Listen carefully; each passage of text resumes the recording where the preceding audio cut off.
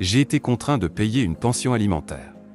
Je devrais assumer ma part, payer une pension alimentaire, ainsi de suite. Eh bien, laissez-moi vous poser cette question.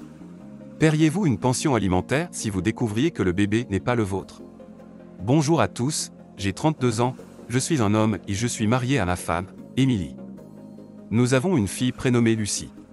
Je pensais que nous avions véritablement une bonne entente entre nous. Cependant, au cours des 6 derniers mois, nous n'avons fait que nous disputer. Maintenant, Émilie veut divorcer. Je suis dévasté et furieux car elle tente de me prendre tout ce que j'ai. Non seulement nous traversons un divorce amer, mais dans le cadre du règlement du divorce, elle souhaite que je verse une pension alimentaire pour notre enfant. Quoi qu'il en soit, je paie déjà tout, alors je ne vois pas l'utilité de cette demande.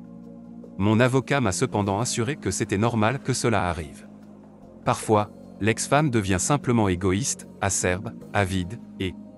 Tiens, elle désire à présent la voiture que j'ai payée et stationnée dans la maison, alors même qu'elle vient d'hériter d'une maison de son défunt père pendant l'été. Elle veut simplement tout. Comme si je n'étais plus un être humain à ses yeux. Pour l'instant, elle loge chez son père. Enfin, sa maison pour l'instant. Elle est venue déposer Lucie pour que je puisse passer ma période obligatoire avec elle. Elle a même essayé de faire en sorte que je ne puisse voir notre fille qu'un week-end sur 2, au lieu de chaque week-end comme prévu à l'origine. Mais je ne pouvais pas laisser cela se produire. Je me suis battu bec et ongles pour obtenir le temps qui m'était accordé avec ma fille. Puis, tout à coup, on frappe à la porte. Je m'y rends et réponds, sachant que c'est elle. Je me prépare à une dispute et ouvre la porte. Elle me donne juste un regard aigre et me dit de ne pas laisser Lucie veiller tard. Elle me tend le sac à dos de Lucie puis s'en va sans même dire au revoir. Lucie se tourne alors et crie « Au revoir, maman ». Pourtant, Émilie continue simplement de marcher vers sa voiture, ne disant pas un mot à ce doux petit amour. Je savais juste qu'elle avait des problèmes à résoudre, et qu'elle devait les résoudre rapidement. J'emmène Lucie à l'intérieur et allume des dessins animés pour elle pendant que je lui prépare une collation. Je travaille habituellement le week-end, donc avoir Lucie chaque week-end me force à manquer le travail. Cela fait 1 an que le règlement du divorce a été conclu, et je paie la pension alimentaire et je manque le travail chaque week-end sans exception. Finalement, j'ai perdu mon travail. Je suis arrivé au travail lundi, et mon patron m'a dit de rassembler mes affaires et de partir. Je n'étais pas nécessairement choqué par cette nouvelle, mais cela a quand même provoqué un petit pincement au cœur. J'ai travaillé pour cette entreprise pendant 15 ans et maintenant, eh bien, tout est terminé. Ainsi, j'essaie de me remettre de tout cela, et je commence à m'inquiéter car, avez-vous bien entendu, j'ai des factures à payer, et je ne veux pas perdre ma maison ou ma voiture. De plus, je dois être en mesure de faire mes paiements de pension alimentaire. Donc, je scrute les journaux et Internet à la recherche d'emploi dans mon domaine de carrière. Le seul problème est qu'il n'y a vraiment pas beaucoup de choix disponibles en ce moment, du moins rien que je puisse trouver. Je ne peux pas décrocher un emploi dans la restauration rapide pour préparer des hamburgers. Je ne pourrais pas payer mes factures avec un tel emploi, surtout pas la pension alimentaire pour mon enfant qui est une somme conséquente. Je n'ai pas encore annoncé à ma femme que j'avais perdu mon travail, et je n'ose même pas envisager cette conversation. Je sais que cela va être difficile. Il a toujours été compliqué de lui parler de sujets susceptibles de la contrarier. J'ai souvent dû lui mentir sur certaines choses plutôt que d'être simplement honnête avec elle, car elle ne supporte tout simplement pas les mauvaises nouvelles. Je détestais mentir, mais je ne voulais jamais me retrouver à me disputer constamment pour chaque petite chose. Cela dit, je vais devoir faire quelque chose parce qu'elle saura sans doute que je suis dans l'incapacité de faire les paiements. Peut-être que je pourrais simplement ne rien dire et tenter de trouver un emploi avant qu'elle ne dise quoi que ce soit à ce sujet. Cependant, j'ai des doutes quant à avoir autant de chance. Cependant, on ne sait jamais comment les choses pourraient se dérouler. Mais peut-être, juste peut-être, si la volonté est là, il y a un moyen. Passons maintenant au temps présent. Cela fait 4 mois que je n'ai pas trouvé de travail qui me permettrait d'assumer toutes mes factures, et j'ai raté bon nombre de mes paiements de pension alimentaire. Je n'ai jamais rien dit à mon ex-femme, mais bien sûr, elle savait bien qu'il se passait quelque chose puisqu'elle ne recevait pas l'argent. Un jour, elle m'a appelé en hurlant « Où est passé mon argent ?» Je lui ai simplement répondu que je ne l'avais pas et que je ne l'aurais pas de sitôt. Et évidemment, comme par hasard, je soupçonnais qu'elle était allée au-delà de ses moyens pour s'assurer que je paye à défaut de ne pas avoir payé. Je peux seulement imaginer que la première chose qu'elle a faite, ce fut d'appeler les autorités dès qu'elle a raccroché le téléphone avec moi. Elle m'a dénoncé pour ne pas avoir payé la pension alimentaire rapidement. Avant même que j'en prenne conscience, il était 5 heures du matin et la police frappait à ma porte. Je réponds et ils me disent « Andy, c'est toi ». « Ouais », ai-je répondu, en attendant qu'ils m'annoncent que j'étais en état d'arrestation pour défaut de paiement de la pension alimentaire. Et bien sûr, c'est exactement ce qu'ils ont dit. Je me suis donc retrouvé menotté, en route pour le commissariat. C'est le week-end, je ne verrai donc le juge que le lundi suivant. Ils m'ont fouillé au corps, pris tous mes vêtements, mes chaussures et mon portefeuille. Maintenant, je suis dans une combinaison orange entourée de véritables criminels que je peux reconnaître. Je n'ai rien à faire ici. Simplement parce que je ne trouvais pas de travail et que je n'arrivais pas à faire mes paiements, j'avais juste besoin d'un peu plus de temps pour remettre les choses en ordre. Mais bien sûr, mon ex-femme ne voyait pas les choses de cette façon. Je savais qu'elle ne le ferait pas. Elle n'a jamais eu de cœur, ni ne s'est assez souciée des autres pour faire des choses qui les font souffrir. Si cela ne tenait qu'à elle, elle prendrait chaque centime que je gagne, et bien plus encore. Je suis furieux et je ne parviens pas à croire que la situation en soit arrivée là. Moi en prison, et mon ex-femme est libre. Ma fille ne remarque probablement même pas la différence. C'est elle qui devrait être ici, pas moi. C'est ce que je récolte pour avoir voulu passer du temps avec ma fille, je suppose. Ce matin, j'ai vu le juge et il m'a condamné à passer entre 5 et 8 mois dans un établissement pénitentiaire local. J'ai reçu bon nombre de lettres de mes parents.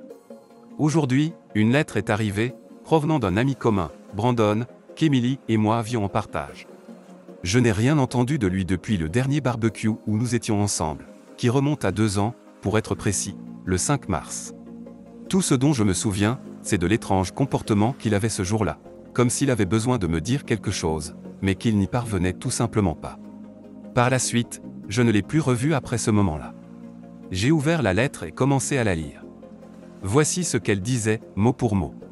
Cher Andy, je sais que ça fait un moment que nous n'avons pas parlé, mais, quand j'ai entendu parler de ta situation avec Emily, de ton divorce et que tu as été mis sous les verrous pour n'avoir pas pu payer la pension alimentaire, j'ai su que je ne pouvais plus me taire. Mon ami, ça me fait mal de te l'annoncer, mais Emily te trompait avec l'homme avec qui elle est maintenant. Ils sont ensemble depuis avant la naissance de Lucie et je crois sincèrement que tu devrais faire un test de paternité. Lucie n'est peut-être pas ta fille. Et si c'est vrai, tu peux éventuellement réparer la situation. Je suis vraiment désolé de ne pas avoir parlé plus tôt. Je ne pensais pas que c'était mon rôle de briser un mariage. Enfin, j'espère que tu résoudras les choses. On se parle bientôt, Brandon. J'ai immédiatement froissé la lettre dans mes mains. Merde. Je le savais. C'est tout ce à quoi je peux penser pour le moment. Et toutes ces fois où elle rentrait à la maison avec des bijoux neufs ou un nouveau sac. Comment elle était toujours en retard en rentrant du magasin ou du cabinet médical. Il ne faut pas oublier qu'elle emportait son téléphone partout où elle allait. Et bien sûr, il était verrouillé. Mon téléphone, quant à lui, était-il verrouillé? Non, jamais. Je n'en avais aucune raison puisque j'aimais vraiment ma femme. Et maintenant, je sais qu'elle m'a peut-être simplement utilisé pour mon argent. A-t-elle essayé de me piéger pour que je paie une pension alimentaire pour un enfant qui n'est peut-être même pas le mien? C'est incroyable. J'ai purgé ma peine sans rencontrer aucun problème durant mon intégralité de mon séjour, à l'exception du premier jour. Je suis même devenu ami avec quelques personnes qui, comme moi, avaient été incapables d'honorer leurs obligations relatives aux pensions alimentaires. Certes, je suis déprimé, mais je suis plus déterminé que jamais. Mon objectif est de rester discret et de me comporter exemplairement en tant que détenu. C'est précisément ce que j'ai fait, manger, dormir, faire de l'exercice et lire ma Bible. Mes parents venaient me rendre visite chaque fois qu'ils en avaient la possibilité, cependant, je détestais les voir dans cet endroit. Ils essayaient de garder le moral, et ce, pour mon propre bien. Maintenant que je suis de retour à la maison, j'essaie simplement de trouver un moyen de repartir à zéro. Je dois être en mesure de trouver un travail, sinon, je risque de retourner là-bas. J'ai décidé que je devrais simplement chercher un travail en dehors de mon domaine de carrière. C'était stressant parce que j'ai fait la même chose pendant une longue période. Je ne sais pas comment faire autre chose.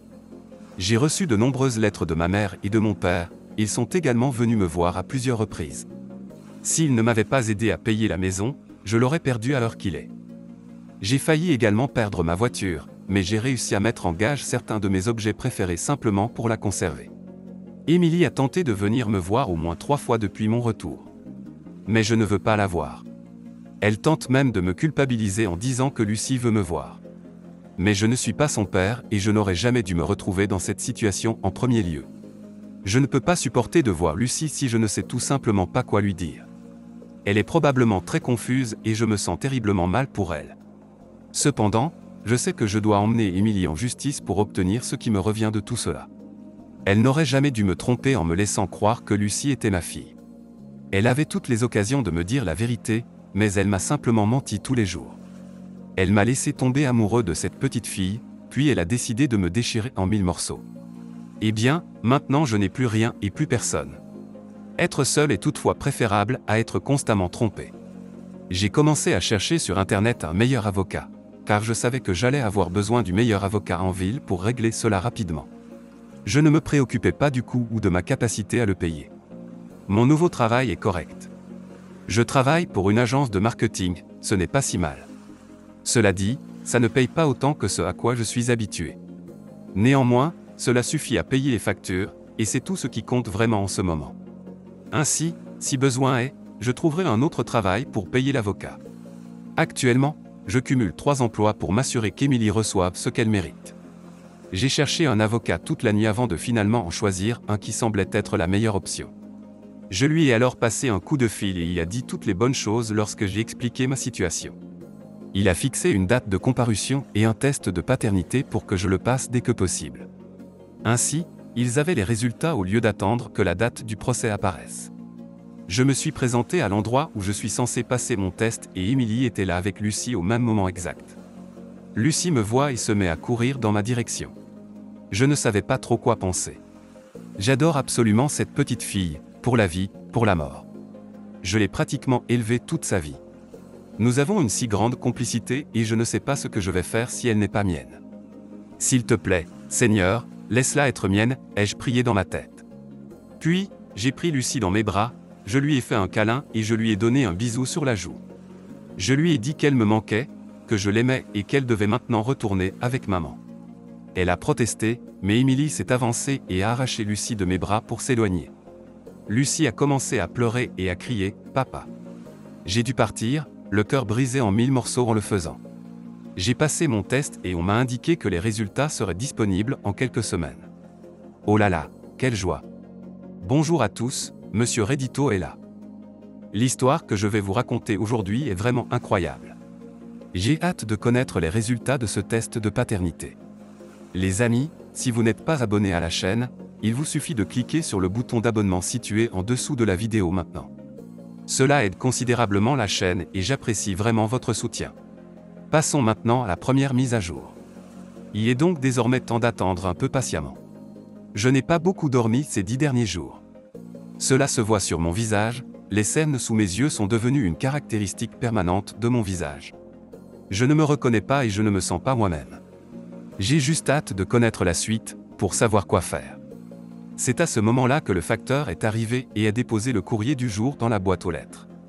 Alors, j'ai marché jusqu'au bout de l'allée.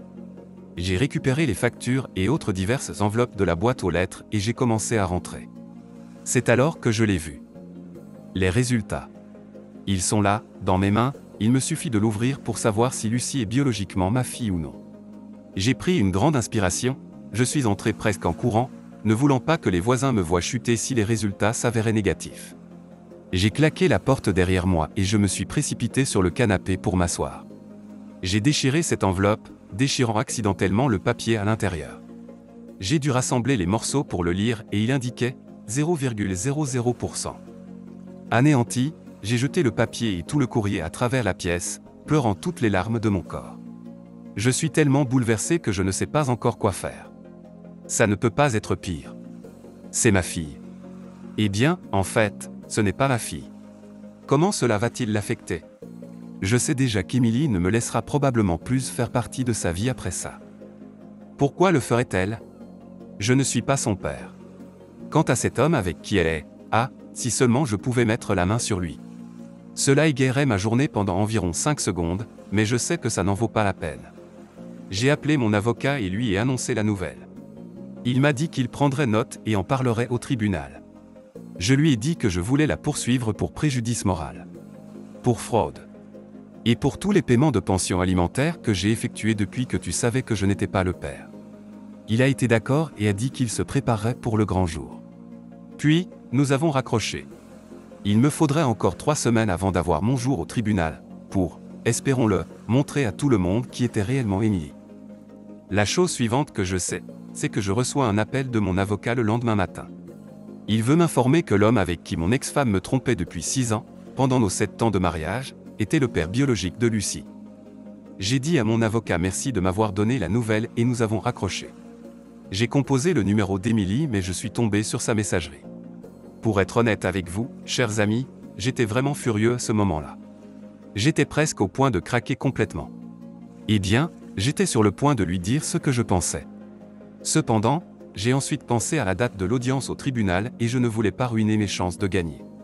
Alors, je me suis dépêché de raccrocher et je lui ai envoyé un message disant que je n'avais pas voulu l'appeler et qu'elle devrait ignorer mon appel.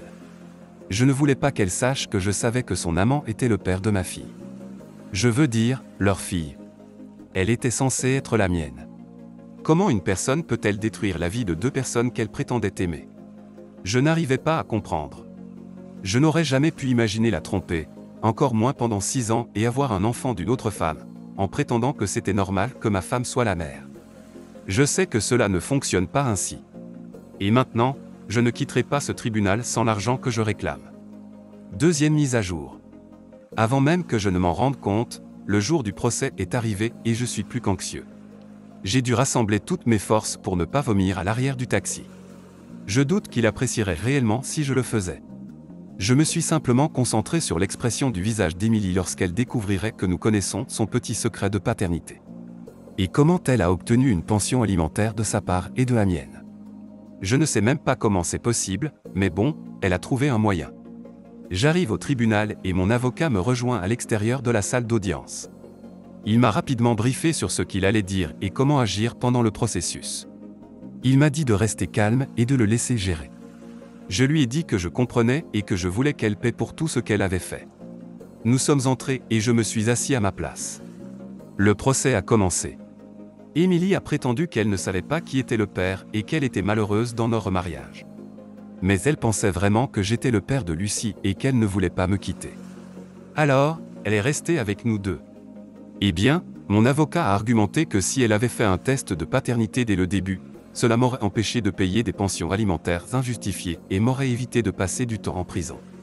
Il a également dit au juge, à ma grande surprise, que son amant, je suppose que son nom est Cole, était un homme d'affaires très riche. Tout devenait alors clair. Elle nous utilisait tous les 2 pour notre argent et pas qu'un peu. Elle a admis percevoir des pensions alimentaires de Cole et de moi-même. Elle a dépensé tout l'argent, ne possédant donc rien pour me rembourser. Le juge lui a annoncé qu'elle avait commis une fraude, ce qui est un crime. Eh bien, elle va désormais devoir faire face à une peine de prison. J'ai failli tomber de ma chaise. Je n'arrivais pas à y croire. Elle devrait purger une peine de prison? Vous plaisantez? Karma. Le doux goût du karma. Je me suis senti soulagé mais j'ai ressenti une terrible peine pour Lucie. Elle allait devoir vivre sans sa mère. D'un autre côté, je me suis dit que peut-être ce n'était pas une mauvaise chose tant que son père biologique était bon pour elle ou, du moins, meilleur pour elle qu'Émilie l'était. S'il l'était vraiment, alors pour être honnête avec vous, je me sentais plutôt bien au sujet de la situation. Cependant, ne pas être présent dans la vie de Lucie était très difficile pour moi. Je les ai vus une fois au commerce de proximité, celui qui est près de chez moi. C'est presque comme si elle était allée là-bas dans le seul but de me rencontrer pour me tourmenter avec la seule personne qu'elle savait que je chérissais plus que tout, mais avec qui je ne pouvais pas être parce qu'elle ne m'appartenait pas. Elle habitait de l'autre côté de la ville, donc c'était probablement la raison. Pourquoi d'autres viendraient-elles si loin justement pour prendre un peu de lait au chocolat et une barre de bonbons? Peu importe. Je passerai à autre chose et avec le temps, je me sentirai mieux. Lucie elle aussi irait mieux. Elle s'habituerait à son véritable père et l'aimerait de la même manière qu'elle m'a aimé. Soudain, le juge a reçu un document de la part de mon avocat. Il a toussé avant de prononcer ces mots précis. Il semblerait que vous, mademoiselle, vous ayez hérité d'une maison de feu votre père. Émilie semblait choquée et visiblement réticente. Elle a hoché la tête affirmativement puis elle a regardé dans ma direction. J'ai rapidement tourné les yeux vers l'avant et j'ai compris. L'expression de pur choc et d'horreur sur son visage était maintenant apparente. Elle allait désormais ressentir la douleur que j'ai ressentie durant ces derniers mois. La douleur de perdre ma fille, ma femme, d'apprendre son aventure, de perdre mon travail et la douleur d'aller en prison. Je suppose qu'on pourrait dire que c'est maintenant son tour. Le juge a dit à Émilie qu'elle devrait purger une peine minimale. Elle a été condamnée à 3 ans de prison et elle devrait céder le titre de propriété de la maison en ma faveur pour le paiement de la pension alimentaire pour l'enfant. Je ne m'y attendais vraiment pas, mais de toute façon, c'était une nouvelle victoire pour moi dont je pourrais me souvenir. C'était une victoire retentissante. Je me suis penché en arrière sur ma chaise et j'ai poussé un soupir de soulagement. Je la regardais s'agiter. Un rude réveil l'attend. Elle n'est pas faite pour la prison, encore moins pour la détention. Waouh, ils vont l'écraser et la recracher. J'ai ressenti une douleur, une culpabilité dans mon cœur car les blessures étaient encore fraîches, mais je l'ai simplement ignorée. Je ne ressentirai pas de pitié pour elle. Plus maintenant. Je ne peux tout simplement plus supporter ça. Voici la 3e mise à jour. C'est la dernière mise à jour qui a été publiée par l'auteur. Profitez-en. Bonjour à tous. J'ai reçu quelques requêtes pour simplement donner une petite mise à jour, alors la voici. Cela fait 1 an et demi depuis qu'Émilie a été condamnée pour la première fois. Elle sort aujourd'hui pour bonne conduite et je ne sais pas si je dois m'inquiéter ou pas. Boum. Docteur Zéro. Boum. J'ai entendu un grand bruit devant chez moi. Enfin, la maison qui autrefois appartenait à Émilie. Je me suis levé en sursaut et j'ai couru vers la fenêtre. J'y ai vu une voiture qui avait embouti mon véhicule garé devant. Donc, je suis sorti pour voir si la personne allait bien. Et à ma grande surprise, devinez qui cela pourrait être. C'est Émilie et elle est ivre. Lucie était à l'arrière et elle avait la tête penchée en avant. Je me suis empressé de la sortir de son siège auto et de la poser délicatement sur le sol pour vérifier son pouls et voir si elle respirait. Elle respirait et son pouls était présent. J'ai arraché mon téléphone de ma poche pour appeler une ambulance. Je ne peux même pas me donner la peine de vérifier l'état d'Émilie alors qu'elle s'éloigne en titubant de la voiture, tombant toute seule. Tout ce que je pouvais faire, c'était crier après elle et lui dire combien elle était stupide. Elle ne regardait même pas dans ma direction. Puis, l'ambulance est arrivée et a emmené Lucie à l'hôpital. Je me suis assuré de monter à l'arrière avec elle afin qu'elle ne soit pas seule. Alors que l'ambulance s'éloignait à toute vitesse, j'ai regardé par la fenêtre rectangulaire et j'ai vu la police passer les menottes à Émilie. Je sais que Lucie n'est plus ma fille, mais je l'aime toujours comme si elle l'était. Émilie ne vaut rien. Je ne comprends pas pourquoi elle ferait une chose pareille. Lucie est stable et se remet. Émilie a appelé mon téléphone depuis la prison et m'a dit qu'elle amenait Lucie me voir parce que j'étais son vrai père, peu importe ce que certains stupides tests ADN tentaient de dire. Eh bien, je lui ai dit que j'allais faire en sorte qu'elle perde la garde complète de Lucie et que cela m'est éperdument égal qui la prendra, tant que ce n'est pas toi. Émilie s'est mise à pleurer et m'a assuré qu'elle ne me laisserait pas gagner. Je lui ai rétorqué qu'elle avait déjà perdu. Ensuite, j'ai raccroché le téléphone aussi brutalement.